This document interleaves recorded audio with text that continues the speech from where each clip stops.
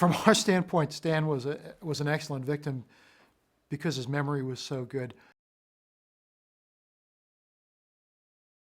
He told the story the same way each time, from start to finish, with a great deal of detail. He remembers that he was near the airport because he heard planes flying low, or that he remembers the tile pattern on the floor in the lobby of the building that they took him to. The kidnappers had given him $20 to get a cab back to his apartment. He took that $20 bill and put it in his pocket and tried to preserve it for fingerprint evidence.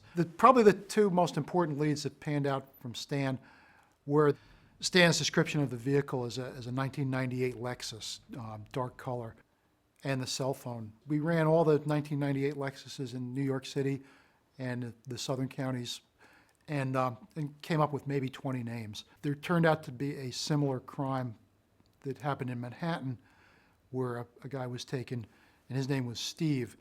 One of the things taken from Steve was a cell phone that Stan had heard the kidnappers talking about. They gave a partial number, 5 or 6 digits, and Stan remembered those numbers. So he got the records of Steve's cell phone number and all the numbers that had been called from that phone, and found another cell phone that was connected to the same person that owned a Lexus. So that's the first lead that brought us to Lucky. So now we have Lucky owning a Lexus, and we have Lucky's cell phone number being dialed from the cell phone that belongs to a robbery victim from 2 nights before.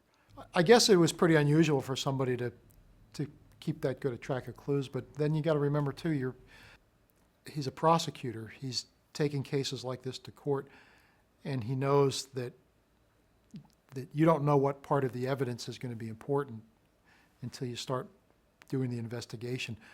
You know, he's trying to remember everything because he doesn't know what's going to be the important part, and the details are what solve the case.